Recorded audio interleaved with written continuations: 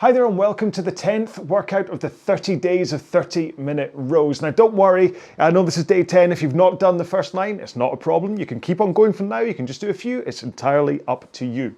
Now today's row is going to be a low intensity workout, and this is perfect for letting you burn some calories, burn off some fat, work on your technique and get just used to rowing, okay? It's a fantastic workout. I cannot oversell this workout. It's just amazing. And what we're going to do is we're going to break it down into 2-minute chunks. We're going to go 2 minutes at 18 strokes a minute, then 2 minutes at 20 strokes a minute, then back down to 18, then 20, 18, 20, blah, blah, blah. And eventually 30 minutes will be done and you'll be like, wow, that flew by. Because trust me, it will by breaking it down into 2-minute chunks. As for the pace, I'll talk about that in today's warm-up. It's a 4-minute warm-up we're doing and we have to set up our machine first. So on a concept 2, let's go to the front and set your drag factor to where you want it to be. If you don't know about drag factor, just set your lever between 4 and 5, okay? Because too low isn't the problem, too high is the problem. If you're on a non-concept 2, set your resistance, whatever you've got, or your water tank, so you get a nice feel from the stroke, but you don't have to heave against it to get it moving. Next up, if you're able to, please set your monitor to eye height, so you don't have to look up, you don't have to look down, both of which can damage your posture. And finally, if you can set your foot plates, foot stretchers, whatever, so that you can get to the front of the machine with your shins pointing vertically, okay? If you're set too high, that could be a bit tough. Set too low, you might go scooting past that position, and that just causes power leaks and things, okay? So we're going to start this warm-up at 20 strokes a minute, and I just want the power to be as though you're just standing up, okay? A light push from the legs, so you can think about connecting your feet into the foot plates at the same time as the handle connects to the flywheel or water wheel, etc. Right, less talking, more rowing. Here we go then, in 3, 2, 1, let's go. So, like I say, just enough of a push to basically just get your machine moving for the time being. And we'll just spend this first minute working on the timing of the push of the feet and the connection of the handle to the machine. Because you want it to happen both at the same time, because that's how you get the power from your feet into the handle. And after all, your legs are much bigger than your arms, so you want that power to be coming from your legs first, and then you finish with your arms. Now, this is why the body position in rowing, you want to have a forwards tilt and straight arms, because that helps that connection. So do think about keeping those arms straight as you push that power in, and that forwards tilt to about 1 o'clock towards the front of the machine. And now that we're a minute in, you can think about adding a bit more power. But I don't want you to go too far, power-wise. After all, this is still a warm-up. So just kind of think exertion should be like how it would feel if you were climbing up like a consistent set of stairs, okay? So you know your heart rate's gonna go up, your breathing rate will go up eventually, but you don't have to stop. Or as long as you're not running up the stairs, you don't have to stop. You can happily keep going. And that's what not only the warm-up region is, but it's kind of what the intensity of today's workout will be like. Okay? So 2K plus 18 and 2K plus 20 for those of the 2K training time, but for everyone else, 5 out of 10, walking upstairs kind of exertion. Okay, 2 more strokes. And we're going to put 1 foot on the ground. Okay, unstrap, foot on the ground, carry on rowing. Why are we doing this, you ask? Well, for a start, it stops the warm-up getting too intense. You don't want to overdo your warm-up and then be gassed before the main workout. But also, it helps to open up your hips a little bit when it comes to that forwards tilt to the front of the machine, so you can get used to it a bit more. Okay, let's swap feet. 1 in, 1 out, keep rowing. And it also helps with that shins vertical thing as well. By only having 1 leg strapped in, it's easier to roll forwards enough for that shin to be pointing vertical. It just helps with your flexibility, just opens your body up, warms you up, literally. It's like this was a warm-up. Okay, both feet in, quickly tighten your straps, then legs straight, and row with your back and arms. So So swing over your back, pull in your arms, out with your arms, rock forwards with your back again. So rock, pull, push, rock, rock, pull, push, rock. And you really want to make sure and pick up that initial tension of your stroke with your back rock. One more here. Then we're going to roll to the front with a forwards tilt, straight arms, and just press out from the front again with that light power. Because all I want you to do is concentrate on the timing between your feet and your hands, that they both connect at the same time, but also holding this position, holding this forwards tilt and straight arms as you push with your legs, okay? Don't swing back too soon. Let's do one more here. Now, in a break to how I've been making these videos so far, rather than winding back to a row from 2021, I'm going to do this one today as well, because my training schedule today has a low intensity workout. So why not do this one with you? So finally you get to listen to my 2022 ramblings instead. So I'm gonna have a quick drink. You do the same, keep moving up and down the rail, and then we'll quickly get started into our main session. Okay then, hopefully you are ready to get started into today's main session, which is a quick reminder. We are alternating 18 and 20 strokes per minute every 2 minutes. Remember just to follow me for stroke rate if you're not used to rowing this at such a low rate, and eventually you'll just get into the groove of it. It'll be absolutely fine. Okay, so if you're ready and nicely strapped in, pick up your handle and we're gonna get going in 3, 2, 1, and we're off.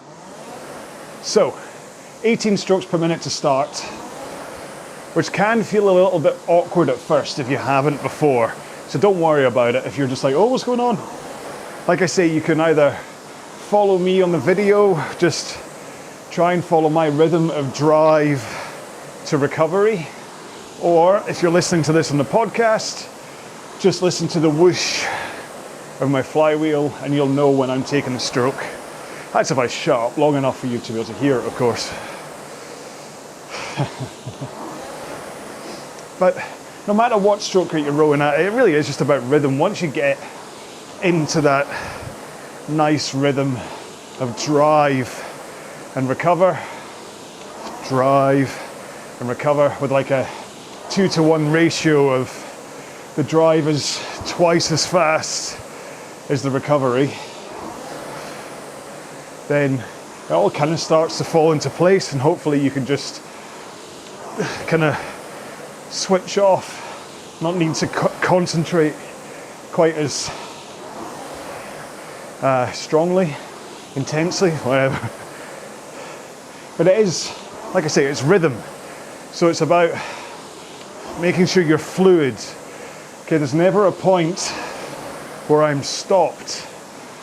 I drive, I release, then I bend my knees. Release. So the release means handle away and rock over my hips. And then I bend my knees, okay? Okay, so that's 2 minutes almost done. We get to change it up to 20 strokes a minute in 3 strokes time. So just a bit more of a push from the legs. Last one here. So let's go up to 20. So if you just push a tiny bit more with the legs, you'll have a slightly faster drive speed. And then if you complement that with a slightly faster recovery phase, that should be enough to just give you an extra 2 strokes per minute. I mean, the difference between 18 and 20 isn't much. Well, it's 2. But you get what I mean about per stroke, it's not much. You may feel that 20 is a bit more fluid because it's a tiny bit faster, but it shouldn't really feel the power difference being massive. There's so much to love about this row. And the important thing when it comes to pace and intensity is to keep this nice and low, okay? Don't let your ego take over and try and make you row faster than I'm suggesting. Slower is better than faster. The moment you start to feel like you're working a wee bit too hard, you kind of change the purpose of this row. Hang on, 4 strokes to go. Then we're gonna go back to 18s. 2 more. 1 more. All right, so slow it down to 18 strokes a minute.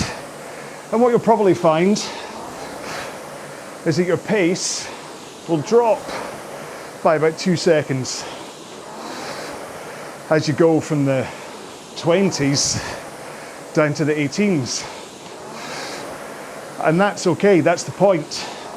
You're not really trying to match pace for these. Let there be a 2-second difference between the 18 and the 20 strokes a minute. But the intensity is the important part. You want to keep it at that low intensity. I mean, you're still putting in effort. I'm not saying you're not trying. Like I said in the warm-up, your heart rate needs to be up to, let's say, between 60 and max 70% of your max heart rate. Your breathing should have increased, but you should still be able to hold a conversation with someone. And there should never be a point when you're thinking, there's no way I could row for another 24 minutes and 32 seconds at this pace, okay? The moment this starts to feel taxing, you've tipped the balance away from the benefits it's meant to give you. The fitness building, fat burning, stroke grinding, fun row that it is. Okay, 2 more. Then we're back up to 20 strokes a minute. Here we go. So just a bit more of a push. Increase the drive phase. Increase the speed of the recovery phase as well. Just enough to take you to 20 strokes a minute. And this works from a pace point of view and intensity most effectively when you have a consistent technique, no matter what stroke rate you're rowing at. So no matter whether I'm 18 or 30 strokes a minute, I try to make sure that my body is in the same positions at the start, at the drive, at the finish, and at the recovery of the stroke. And with that consistent stroke comes knowing that I can change my pace just by changing stroke rate or how much I push with the legs. The moment you start to have wacky, weird variations in your stroke that aren't consistent, that's when you can't really be sure of your pace when you sit down to row. None more so than if you're someone who pulls early from the front of the machine. So, 3 more strokes. And we are back to 18 strokes a minute.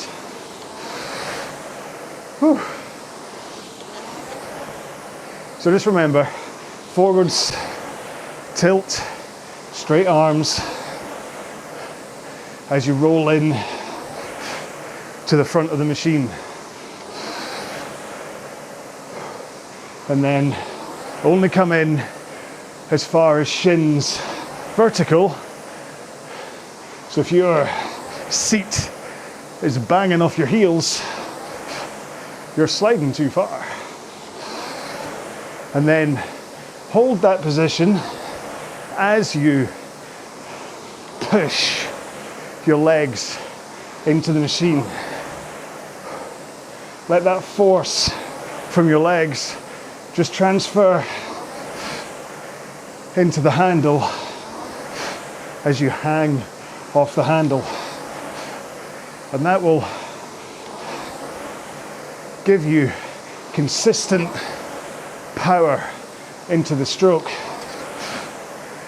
And then only when you are about halfway through the leg drive do you finally swing your upper body from that forwards tilt to the backwards tilt. And only then do you pull your arms into a finish. To see how long my arms remain straight for. Straight pull. Straight pull. Straight pull. Okay, so try to avoid that early grab, that early pull of the handle. Okay, one more. Back up to 20. You ready? Here we go. Just a couple of seconds faster as you take it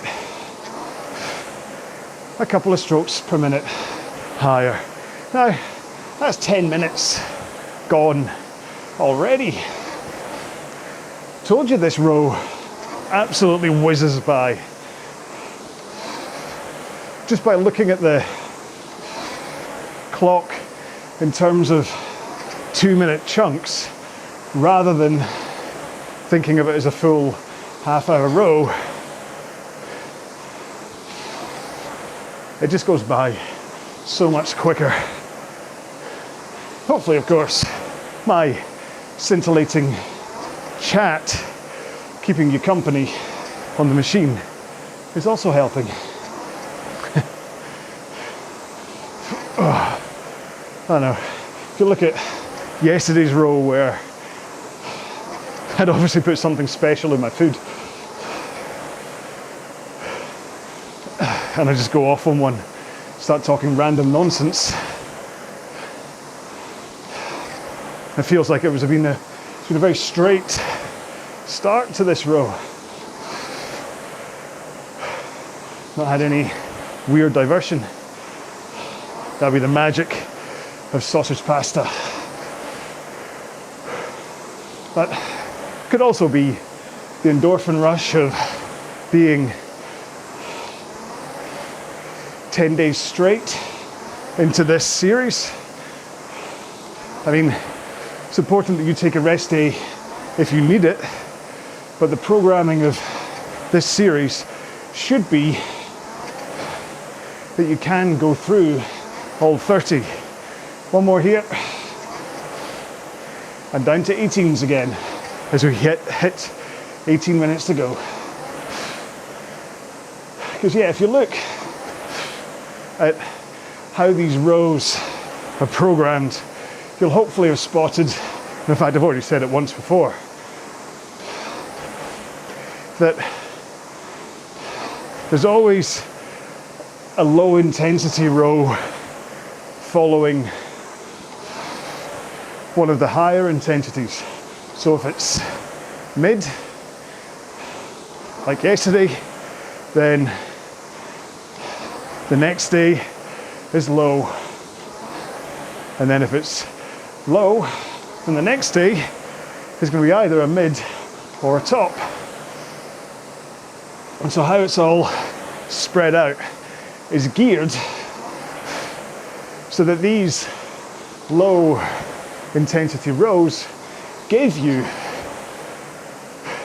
the active recovery that you need in order to try and make it through all 30 days if that's your plan.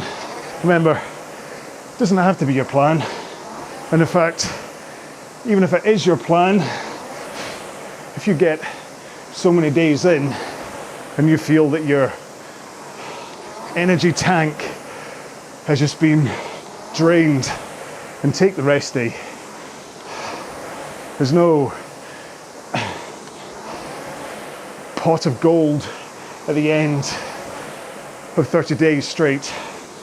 I mean, I'll give you a certificate for doing all 30 days, but regardless of how you do them. Okay, 2 more. And we'll go back up to 20 again. Here we go. Bit more of a push with those legs. Don't know what my dinner plans are tonight, actually. Oh no, I do. It's fajita chicken. Well, fajitas really, but it's breaded fajita chicken in wraps with salad and guacamole and stuff. Guacamole made from baby guacas, of course. Those poor guaca farms. It's a shame, really. They're so cute. That's an in-joke for the family, to be honest. I think it was one time Julie and I were discussing guacamole and kind of saying, what's it made of? Before knowing it was avocado. And one of us said, baby guacas. And that was about 20 years ago. If you've done enough of these rows, you'll know me by now that I like a tradition. I like a repeated joke. I like a spaghetti bolognese every Friday night for the past, what, 21 years, 22 years? However long Julie and I have been living together and then married, every Friday night is spaghetti night. Although, it's only I'm recording this on a Tuesday, so got a few days to wait. Okay, 2 more. Back down to 18s. Keep it fluid. Remember what I said at the start. You're not stopping. You're not choking your stroke to go slower. It's not like you stop, hang around, come forwards. Okay? Everything's fluid. Drive, release, rock, recover. Okay? Everything moves into itself, both at the front of the stroke and at the back. So, however quickly you pull the handle into your chest at your lower sternum height, release it in the same pace. Create that rhythm. In, out, or vroom, vroom, if it was a lightsaber. Of course, if it was a lightsaber, I'd be repeatedly chopping myself in half. And I've moved my heart rate monitor up a tiny bit, so it's slightly above my lower sternum. Why?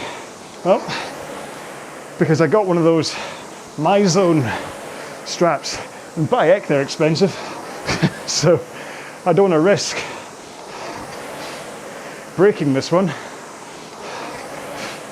like I think I did to the Power Labs one. I'm going to do a review of it at one point, whether it's worth the money, etc. Okay, 2 more. 1 more. Here we go, up to 20s. And it should be, you shouldn't really feel a huge change in that exertion between 18 and 20. Your heart rate may nudge up a couple of beats,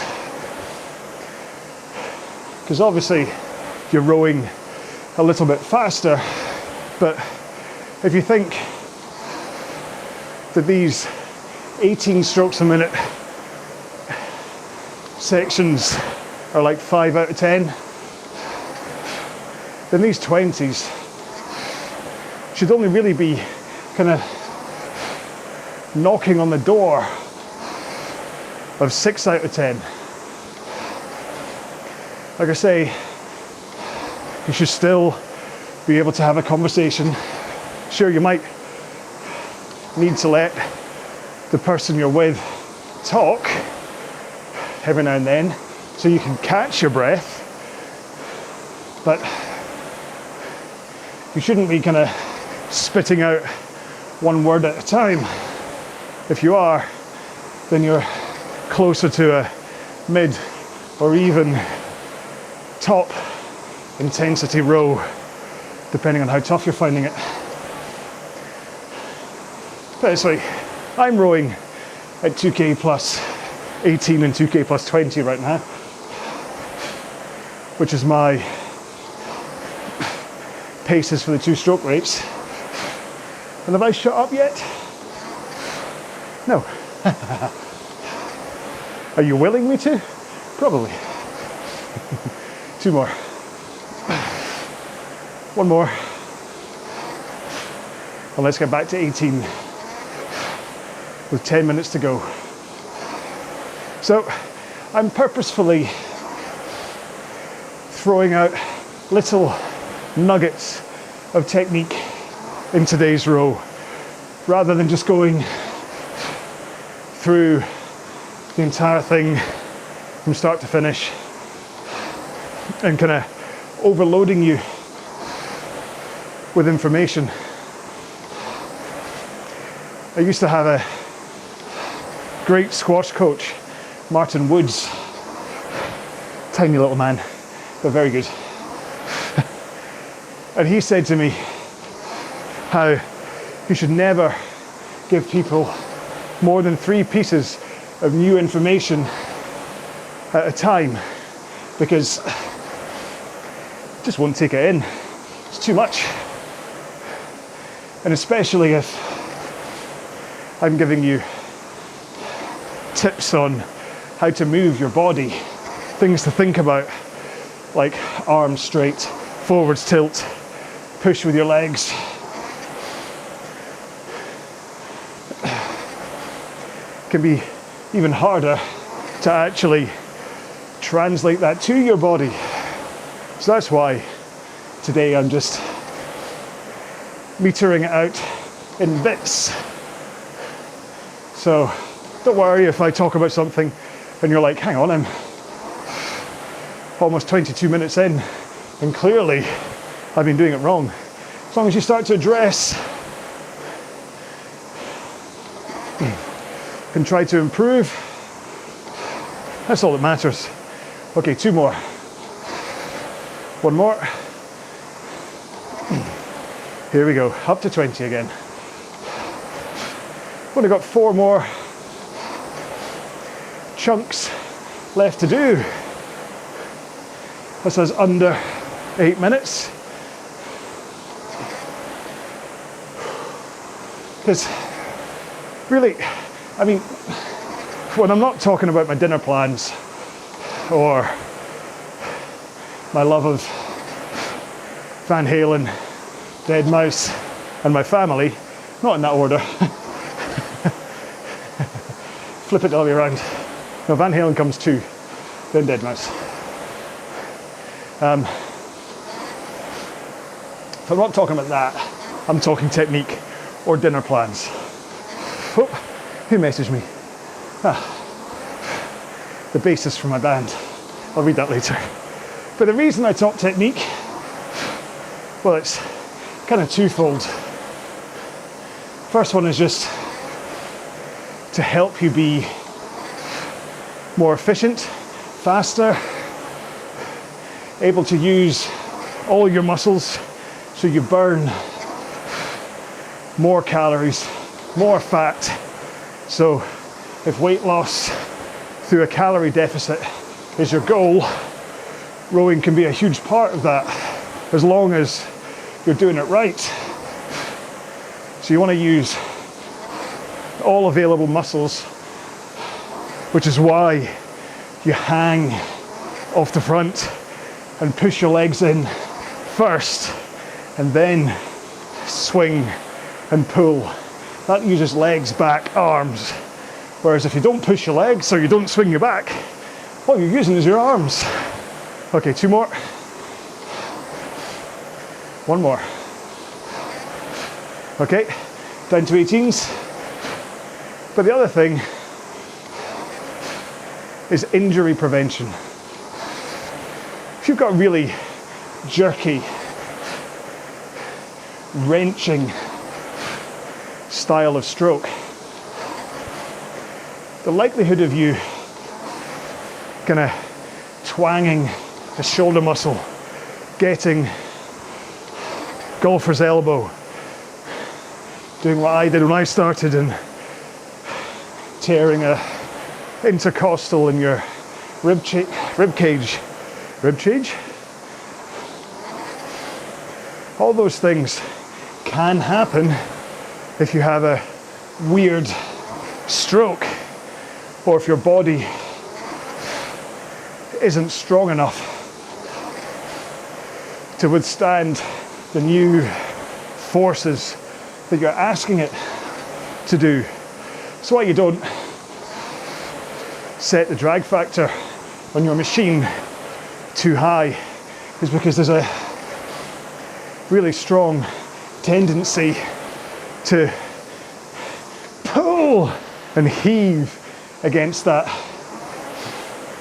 increased weight of the stroke.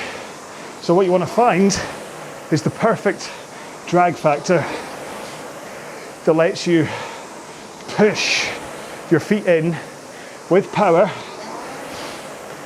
keeping those arms straight and that forwards tilt as you do so.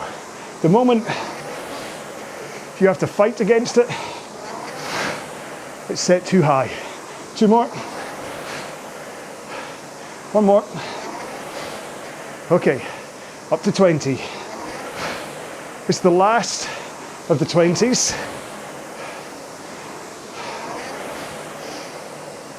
I did it this way around on purpose so that you would finish on the slower stroke rate and the lighter intensity, rather than screaming in to a handbrake turn at the finish. Not that this is handbrake turn pace, of course.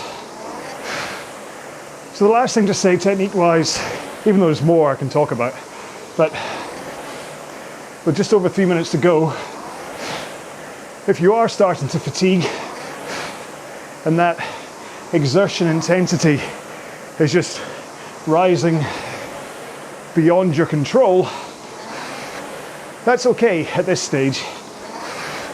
With like 5 minutes to go, maybe 6 or 7, if you're not used to rowing for half an hour, it's understandable and acceptable. But what you don't want to happen as you get tired is let things collapse. And that means heaving against the stroke, means not using your legs because they're tired. You still want that forwards tilt, straight arms, and a push with your legs. But also, make sure your posture doesn't fall apart on you. Hang on. 3, 2, 1. Last set of 18s to finish. It's only 34 strokes to go. But yeah, carry on sitting tall, okay? Up on your sit bones as you roll forwards. So you want to finish with a good posture, core braced at the finish, and then rise up onto your sit bones. Hands go past your knees, your body rocks forwards, and then you bend your knees. And that way you will easily roll to the front of the machine, 18 strokes to go, in the right body angles, and hopefully the right posture. Hips tilted forwards, shoulders past your hips, arms straight, fingers hooked over the handle rather than a death grip trying to choke it. It's not a snake, it's a rowing machine handle. Let that power flow. Your arms and fingers are a conduit for that initial leg drive. 3 more strokes. 2 more. Last one. Whew. That was fun. Oh, I enjoyed that. Come on, there we go. Feet out. Get yourself settled for a second. Have a drink if you have one. Note yourself, dip the audio.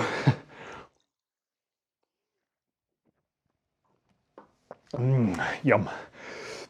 I started to make my own concoction of energy drink. Based on, there's an energy drink called Builder. And quite helpfully, they put on the website what they have in it and what the values are. So I would have bought that, but it's out of stock, so I had to make my own. So yeah, electrolytes, BCAAs, taurine, and beta-alanine. That's all it is. Anyway, right, let's get into a 2-minute cool down. Are you okay for this? I hope so. We're gonna do this pretty much at the same pace you were just rowing the rest of that workout at, but the point here is that you can gradually slow down through it. So even if you want to start off a few seconds slower, that's absolutely fine. But here we go then. 2-minute cool down in 3, 2, 1, let's go.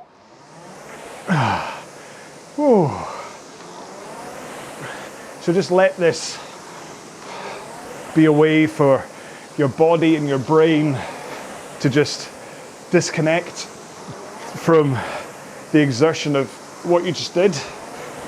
I mean, if this was yoga or something, I'd be like, I invite you to release the memories of the exertion you just suffered.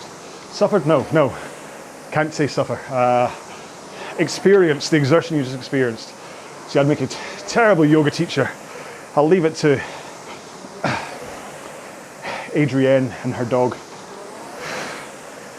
I watch her for the yoga, totally. Nothing to do with the fact that it does help yoga as well. But I'm also a big dumb male, so it's, I think, probably in many ways, I'm the victim of my own nonsense where I keep on comparing myself, not keep on, but every now and then I compare myself to another indoor rowing channel on YouTube. The guy that has his shirt off all the time. And again, it's probably a reason that people watch the guy with his shirt off rather than the guy with his motivating waffle t-shirt on. Available in the RowAlong shop. Well, it is. The whole point of the shop, though, is just that it's cheaper. If I make these t-shirts and post them to a shop and then buy them from myself, it's cheaper than if I was to use the same company to make them as a one-off. even though it's a dropship company that prints to order. Doesn't really make any sense, but yeah, so that's the whole reason the shop's there. There you go. That's a 2-minute cool down done. You can of course carry on cooling down. Don't stop just because I have. Or I'm about to do some stretching. If you don't have time to do stretching, please at least stretch your quads and your hamstrings. You've no idea how, especially your hamstrings to be honest, how tight hamstrings can really affect your rowing in ways that you just don't understand. Or, well, I don't understand. Or, that's it, stretch your John's up in the corner. As always, he'll take you through guided stretching, and I will take you through guided stretching while on the machine in case you don't have space. So, legs straight, toes back against looser straps, okay, so you get a nice angle between your feet and your legs. Hands in the air, and then fold your body down. There we go with the dad noises again. Oh, yesterday I did. I was running for an hour on the treadmill. It's the first time in a long time that I've done an hour's run on a treadmill. I said this in Yes's video as well, I know, but guys, that rain. Don't know if you can hear that. Oh, crikey. I think I'm going to stay in the studio for a while. Yeah. Anyway, and my hamstrings are exceptionally tight. I would have thought my hamstrings would have been that tight after a run, but apparently so. Okay. I totally didn't talk you through the stretching the hamstrings that time, but hopefully you've heard me say it enough. Right, so glutes next. So put one leg up on the rail, the other heel goes over so it's in the crook of your knee, and then bring this knee across your body so you've got a straight line between your face, your knee, and your foot. And then hold it in place with the other arm. Hold on to the back of the machine if you want for stability, and then turn your body to rotate round into your glute. And that should activate the stretch right in your glute. Remember, podcast people, this is probably slightly lost on you, so you may want to just jump onto one of the YouTube videos one day, maybe over lunch or something. Or, hey, I'll even say it, you can do it when you're sitting in the toilet. I mean, if you think about Facebook and stuff, the amount of likes and comments and whatever that get posted on Facebook or tweets or whatever from people sitting on the toilet. I don't mind if you watch my videos while you're sitting on the toilet. I'd love to keep you company, to be honest. Let's change legs. I can think of no better place for my videos than in the toilet. That was a cheap joke. Best I said it though, wasn't it? If you can make fun of yourself before someone else makes fun of you, it's a lot easier mentally. But yeah, if you want to watch my technique or app reviews or whatever while you're sitting on the most comfortable seat in the house, please do. I don't mind. I don't recommend rowing in the toilet, but maybe you could. Maybe you've got one of these huge big wet rooms or something, and that's the best place for your rowing machine because then all the sweat goes on the ground. Right, cool. Sorry. Let's do our those quads next. So stand next to your machine. Put one finger on the monitor for stability if you wish, and then flick your foot up behind you so that your heel is up against your backside, and then give a little pull just to help that stretch into the quad, okay? Into quads being that kind of the big muscle on the front of your thighs. Yeah, quadriceps.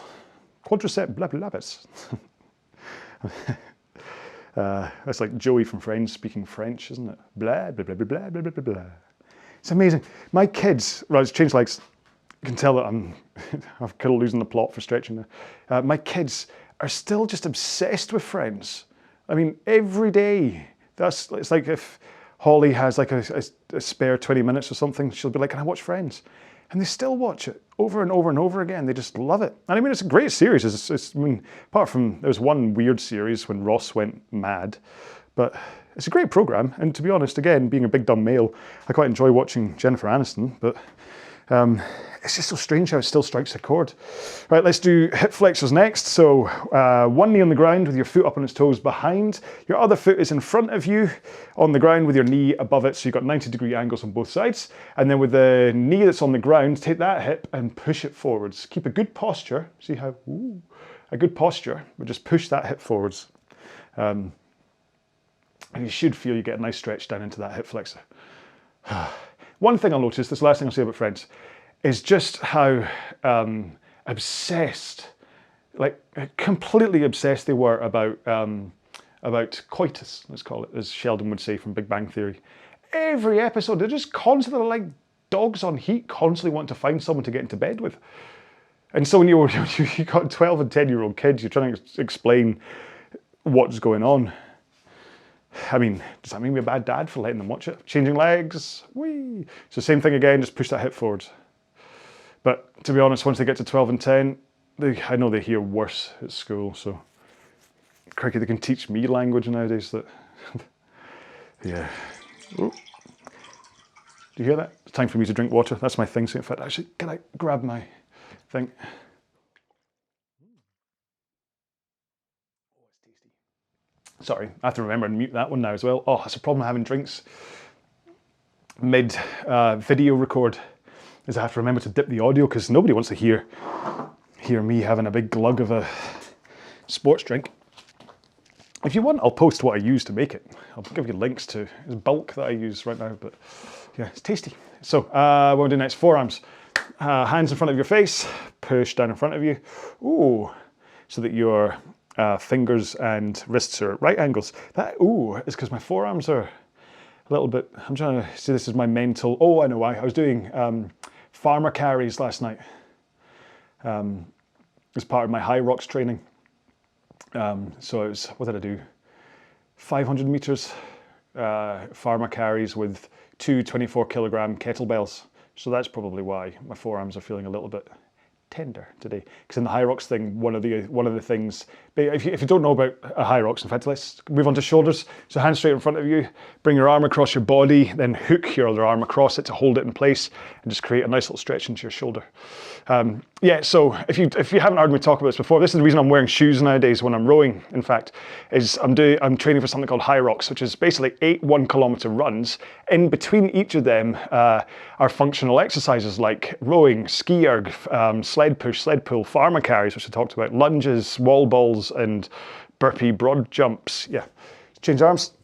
And it's great. It's kind of it's a fitness racing sport, I think is what they call it. And it's it's like the new kind of fad sport, to be honest. I think loads of people are jumping on it because it's great. I mean, crikey, if you look, I mean, it's what, £100 or something to enter, which is quite a lot of money. But when you think the British Rowing Indoor Championships, which have just been cancelled, were £40 to enter for what, 6-7 minutes worth of a row, whereas High Rocks is £100, and you're in there for like a good hour and a half on doing all of this stuff. So from a value for money point of view, much higher. And I do wonder, right, let's move on to biceps next.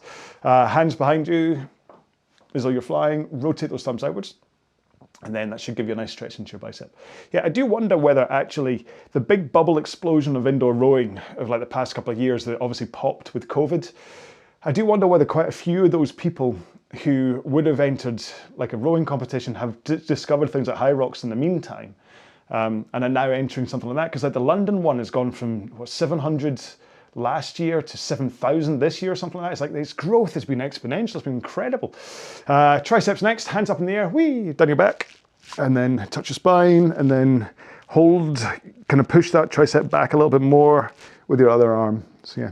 So I mean, listen, I jumped on the bandwagon, but part of that was just to experience it. But also I discovered that by training for high rocks, I'm pushing myself to places that basically since cutting my hand, remember I told you that story yesterday, that I've kind of not really taken myself to anymore for whatever reason. So I'm kind of hoping that the high rocks thing, by training for that and competing in that and taking myself into that kind of, that line you have to cross, that kind of pain line you have to cross to be able to perform, will then feed back into the rowing again, and I'll get back into form.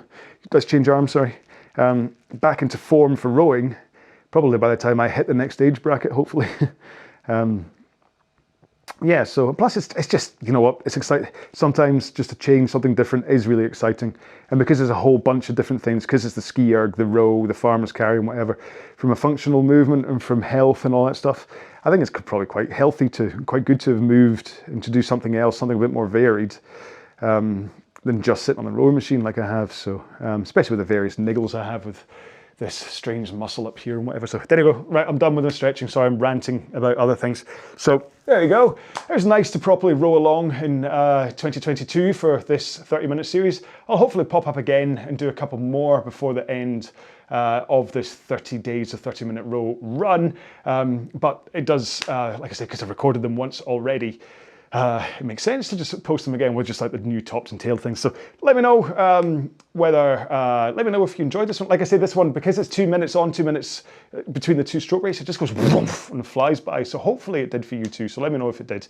Of course, let me know whether you went for the music version or the non-music version. Let me know whether you think it's round about time I shaved this. Well, it is. I think it's Tuesday today. I think Saturday or Sunday will be the cutting point before and then I start a new contract with someone, so I might as well turn up and be a bit more smarter.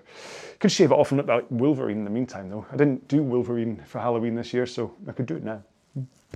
Try and audition for, but now that Jackman's back for Deadpool 3, I don't think I'm gonna get that role, so. Plus I can't act, so. Anyway, thank you so much for putting up with me. Until the next video, take care, be well, bye-bye.